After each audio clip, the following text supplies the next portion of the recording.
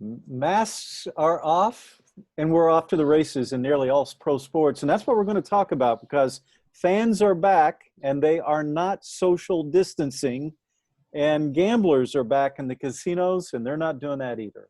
Hello, I'm Phil. Welcome to Double AI, the podcast about analytics and the business of sports, entertainment, gaming, and esports. I'm Phil in Los Angeles. There's Andrew in San Diego. Hey, Andrew. Hey, Phil. And Ari joins us from his home in Chicago. Hey, Ari. Hey, Andrew. So Andrew and Ari, those are the Double AI and the Double AI podcast.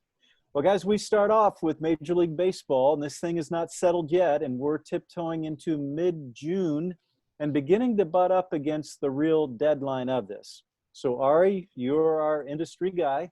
Let's talk about 76 games and how many teams in the playoffs? 16, which is a lot, more than half. I was just thinking 76 trombones in the big parade. So we may or may not have a parade in baseball since there is health concerns. And then, do they prorate how much exactly, discount on top of it? So there's some back and forth, but here we are again. For those of you tuning in for the first time, the podcast, we've been doing this a few weeks, and every week almost seems like the goalposts shifted a bit. So it's interesting. And then, on the financial front, a couple comments from ownership. We had Bill DeWitt, the chairman of the Cardinals, who said baseball is not very profitable. Then we had the owner of the Cubs say that that clubs face losses of biblical proportions. So those are some of the thoughts of some of the larger team ownership. And then the players are concerned both of being asked to take a further cut than was agreed upon a couple of months ago, as well as being asked to sign like health waivers, or if you don't feel comfortable, you could sit out. So there's a lot of issues still to be worked out. And with 76 games, they, looking at the calendar, they also don't want to play games except playoff games into November. So to back into that, you don't have that much time left to work on, coming up with some compromise. It's still possible, but, the clock is ticking. Well, Ari is our former MLB executive. Andrew, I'm going to treat you like the man on the street right now. Are you buying what the owners of the Cardinals and Cubs are selling? Not really. I mean, it's hard to see them claiming poverty with the amount of money that they've been willing to throw around to players and stadiums and so on. I'm also not buying a lot of the things they're saying about why they need to do the season at this level, some of their concerns. I think not being the man on the street, though, we also have to be honest, this has nothing to do with playing in 2020. This has everything to do with the negotiations that's coming in 2021, right? Both sides are just posturing at this point. Well, that's getting to the point of it. All right, what does a 16-team playoff look like? I'm really fascinated by that. One thing we can say is that Andrew's Twins, I like them finally winning a playoff series. Sorry to do that to you, Andrew, but other than that, Ari, what do you think? I don't buy it. I don't buy it yet until they win. Well, this increases the chances for the Tigers, the Pirates, the Orioles to make a run for the what did the commissioner say? Piece of metal for the World Series trophy. But no, I always find it interesting, shortened season or abundance of playoff teams. Challenge is, you can have a hot team. They changed the format more, like inner city, Cubs, White Sox, etc. Southern California teams playing each other, which adds some excitement. But, you're going to have a lot of purists, look at it like this is a weird season. Personally, I think it's interesting in that it gives middle tier teams, lower tier teams, a little bit better chance for the playoffs. Well, let's again look at this from the view of the fan. What role does the fan play in this thing then? Yankee stadiums and Fenway are no longer the houses of horrors that they can be in September because of the real angry and enthusiastic tenor from the fans at the same time. So, Andrew, that's something you talked about. What does it mean to have fans or not? Well, I mean, I think this is the really interesting question we're going to find out. We know baseball in America was back last week, actually, right? We shouldn't go over and skip over it. ESPN was broadcasting live baseball from Texas.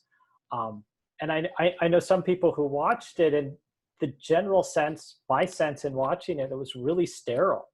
Now, I don't know if that's because it was an all-star game or a prep showcase, or if it was because no one was in the stands. But that does worry me, is how important is that fan environment to the experience, right? The NBA is talking about piping in fan noise from a video game to try to create some of that experience. And then, I mean, we also have examples, because we can go look at the Bundesliga that's been playing for a couple of weeks, and there is some evidence to start with, limited amount, right? As a statistician, it's not a great sample size, but there's some evidence that that home field advantage may be down as well. Well, I'm going to ask, Ari, what's a playoff game in Wrigley like between the Cubs and Cards with no or limited fans? What's that like? You'll have a big crowd on Waveland outside the stadium. I was at all sorts of games when Sammy Sosa was, leading home runs, the 98 playoffs. And that place was packed outside the stadium of people who couldn't get in or didn't want to pay the prices. But yeah, Wrigleyville, even during the shutdown, it was filled with people. But yeah, it'll be very interesting. When I was with the Orioles, there was a riot, and they played a game without fans. And there's a hotel across the street, so think rooftop people looking in, and cars were honking every time a run scored. So you could hear that. So it'll be fascinating. It also raises the question, was talking about Texas baseball. That's one of the other things I've been reading is, what if a few teams do have fans in there and other teams based on local regulations don't? Chicago just today announced they are not having their summer concerts or events like Taste of Chicago or Lollapalooza. So, I think current rule is 50 or more people you can't have in a certain area. So basically, some states will have fans more than others. How do you deal with revenue sharing if you do or not? But yeah, it'll be. I'd actually like to see that. Well, we are living in a fascinating time, potentially very dangerous, because we're going to go through some of those things. So, Andrew, you mentioned soccer. Spanish League resumes this week. Italian League resumes this week. And the English Premier League, which you have given me a new appreciation for, is restarting in another week. What does all that mean, Andrew? Well, I mean, it means football in Europe is back, right? I mean, 4 of the 5 biggest leagues in the world will be playing now, right? And it's kicking off as we talk about empty stadiums and a lack of fans. La Liga starts Thursday with a competition between the 2 teams in Seville, right? Normally a huge rivalry is going to be played in a completely empty stadium. So we'll see really fast how that goes. And then, the next day with Italian soccer resuming, Juventus and AC Milan playing, 2 of the most popular, best performing teams in the world, playing one another again in an empty stadium. We'll get more information about what it's going to look like when we begin watching the NBA, the NHL, MLS, and so on start in these empty arenas. Well, and they're showing us an example of what it's like to play important games with no fans, but we're also getting a look at what it's like when some of the businesses of sport and gaming open up and their customers, we'll talk about Las Vegas. Guys, we passed around a video from Twitter of a casino open, and there are very few masks. Ari, when you first saw that video, what was your first thought? My first thought is this from like 10 years ago? Since I didn't see any masks and it looked like a promotional like video the way they were painting the camera. But then I saw all the dealers had masks and the pit bosses had masks. And others didn't, and then it would walk to the nightclub area and the restaurant, row of restaurants. So it was amazing just to see how close people were without masks or without concern. Now being in Chicago, we lifted some of that for like nail salons and restaurants, and I saw some, similar packed in here. So it's just human nature, but everyone's going to look at, 10 to 14 days from now, is there a spike? If so, what age groups, what conditions? Well, casinos open on both sides of the country.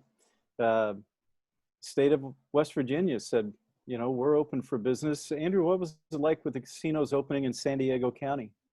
Yeah, it was a little bit interesting, right? Because the original opening occurred before the governor had given permission for casinos to reopen in the state. But again, because of tribal sovereignty, they were able to make their own decisions. They've opened slowly. You see a lot of the same thing with people, some people wearing masks, lots of people not wearing masks, crowds of various sizes. It's interesting. Ari's point about we'll see in 10 to 12 or 10 to 14 days is interesting, but what percentage of the people in Vegas weren't from Nevada, right? And we know the way these positives are being reported, they're being reported from the home state. We also know, a third of the visitors to Las Vegas are from California. So, how does this get reported? How do we even tell what that spike looks like? And were these actual visitors to Las Vegas? So a lot of open questions. I think the other question is that what percentage of these people, I've seen the same pictures Ari's seen. I've seen the same things happening in San Diego where you're seeing people in the restaurants. But I also know there's still a lot of people who are still socially distancing, staying home, doing takeout. I suspect that a large percentage of people are still doing the same thing, but we just don't know right now. We'll come back to the crowds in just a minute. Let's skip first ahead to golf, as the PGA Tour is restarting in the state of Texas, and there's conversation about miking the players. And guys, with my background as an agent over a decade, my first thought was, let's pay these guys extra. How can we renegotiate that? Clearly, it's more entertaining, but guys, there are some really concerns, and we're just going to bat this around. This is not Peyton Manning and Tom Brady kidding each other and giving each other a hard time along with Tiger and Phil. This is money on the line, career on the line, different deal. They're not going to be as colorful or as entertaining. They're going to be a little boring. They're going to talk about distance and club, and then they're going to need to space out. That's what you do. You dial in, breathe, focus, address the shot, execute the shot, then you move on. I'm really curious what you guys think of should they have mics on, yes or no? And if they are, what kind of broadcast does that provide? Yeah, I personally like getting in the heads of professional athletes. I don't know how much golfers typically say anything except they swing and they go, attaboy, go, left, bang. But in baseball, yeah, it's fun to hear the banter, the umpire's the first base coach. I just don't know, small talk with the caddies as they move around. But I'm more for it. I think it'll be interesting. Again, I don't know. I think you're going to see different styles. Some people are probably very quiet, very businesslike. There are other people who are probably talking to themselves. We'll see if that happens, right? Will they become self-conscious about that and actually change the performance? That would be my biggest concern, is if it begins to change the performance of the golfers and influences their livelihood, like you mentioned. I suspect it's not going to be as entertaining as it would be to have mic'd up a bench in baseball or basketball or someplace else, just because there isn't that same level of camaraderie. And even if there was, you only have a handful of people on the hole at one time anyways. Here's what I think would be fascinating about that. But you'd need some announcers to be clued into this. Sports psychology is deeply embedded in the game of golf. And for an announcer to be able to observe and then correctly describe process, that would be fascinating.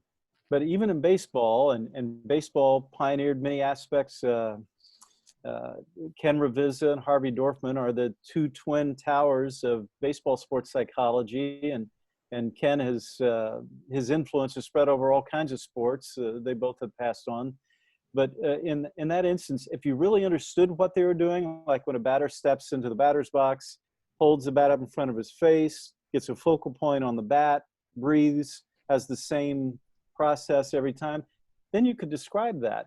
That's not going to be easy to do in golf, to be inside the head of the athlete as they're executing some of the sports psychology. Well, we're about wrapping up week number 4 of AAI.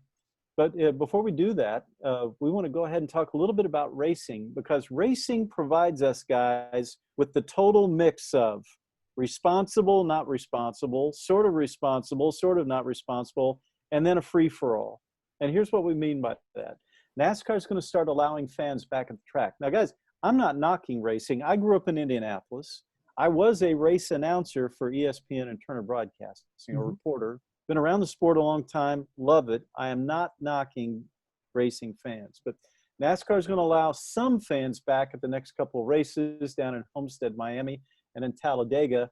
And Talladega's a big deal for it. They're only going to allow 5,000 people to come for the June 21st race. That's in a couple of Sundays.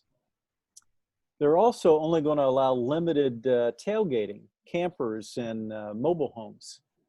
They said they're also going to screen fans before they allow them in, and they're going to require them to wear face coverings, which is only smart. NASCAR so far has only been back in the core, North Carolina, South Carolina, and Georgia. This is in Talladega, same culture. Again, that's not a negative, same racing culture, Talladega. I've been to all racetracks in all those states. I have great regard for that. But here's what's interesting about that. And this is a word of caution and gets into that free-for-all. We just don't know what's going to happen. North Carolina's governor has ordered the closure of a small stock car track. It's Ace Speedway in Alamance County. That's near Raleigh, North Carolina, which is the capital of the state. And this past weekend, there were over 2,000 fans, and they were not observing social distancing or face covering or anything like that. So it's that idea of we really don't know what's going to happen, and there has to be some responsibility about that. And whether it's Formula One fans would do the same, IndyCar fans would do the same. In fact, NBA hockey fans would do the same if they could. But this is where we're getting into, and guys, we'll wrap this up with what does this mean when we get such dramatic different results when people are allowed to have free choice here? What does that mean, Andrew? Well, I think it goes back to that original question of what percentage of the people are social distancing, what percentage aren't. It has to do with risk tolerance people have, people's concern about how likely they are to get sick or what they think about the situation. What I'm actually more interested is it raised a question, because I think the sport that maybe has the best likelihood of having fans in the stands this year is the NFL, in part because with that big of a stadium, they may be able to let a handful, 5,000 people in Dallas is nothing. But it raises a question of how are they going to behave, even if the NFL teams say, we'll only sell tickets 3 seats apart, a row apart, an empty row in between.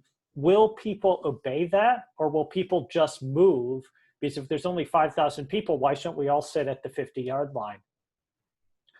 So that would be my bigger concern, is what does that look like, even if they can open to partial attendance? Ari? Yeah, no, it's something I'm looking very much forward to seeing. I agree. Maybe the Rose Bowl is a huge stadium, LA Coliseum, outdoor versus domed.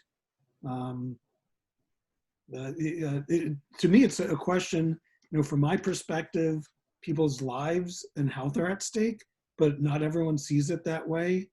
I think you're going to see demand for more attendance than is probably safe at this point. There'll be some struggles from there. And then the question becomes, like, even if you do 5,000 or 10,000 in a large stadium, it's not the revenue maker. So how much are sponsors willing to pay? How much viewership do they expect? And that's really a sport by sport, geographical decision. Well, on all the things you just brought up, that's exactly what racing executives, businesses, sponsors will all be thinking when they go to Talladega. 5,000 there is a drop in the bucket. And then what happens outside of there will be interesting. All right, guys, before we wrap up, we're doing this on a Tuesday. We're going to get a last word on MLB negotiations. June 15th is the day before we record our next AAI podcast. June 15th was my drop dead date way back when, and I'm staying with that. So, Andrew, you first. Are we going to have an agreement between now and the time we record our next podcast, AAI, next Tuesday? So can I turn it around and ask, do we need an agreement, right? Major League Baseball has the right under their March agreement to specify a number of games at that agreement, right? Prorated salaries based on the number of games played. Major League Baseball has said, 50 games was their proposal a couple weeks ago. So I suspect Major League Baseball, if all else fails, will just fall back to one of those lines. That being said, if it's 50 games, I don't know if June 15th is the day they actually need to make that decision. They have a little more time. The way things are going, seeing an agreement by the 15th, I just don't see it happening. But you never know. As people become panicked, what happens if we don't have sports or baseball this year? They might decide. Andrew's giving that a double thumbs down. Ari? What was that phrase? We will see you tomorrow night. We'll see you with the same questions a week for next podcast. So I don't think they'll reach an agreement. They might get closer, but I don't see it in a week. Since, it's 3 to 4 days to go back and forth and another round or two. We may see a 50-game season. But yeah, I don't think it'll be resolved by next week. All right, guys. From experience, I think for ESPN Baseball Tonight, I covered the last strike. I was in the middle of that stuff. I'm saying we're playing 76 games. We're going to have 16 teams in a playoff. The real problem is going to be, what do we do with players who can't or don't want to play, or coaches or managers who it's all about medical protocol. But we will have an agreement between now and when we talk again a week from today, on Tuesday the 16th. So, but that's 2-against-1 majority rules. You guys are probably using logic and intelligence that I can't even access. So we're all good. Good job today, guys. That's a great conversation. Enjoyed that. Andrew, thanks. Yeah, all right. Thank you. Thank you. We appreciate that, guys. Well, this is AAI, the podcast about analytics in sports, entertainment, gaming, and esports. We take a look from the view of our 2 data scientists and from the view of analytics in the middle of the business of this sports industry. Thanks for joining us. I'm Phil. We'll see you again in a week.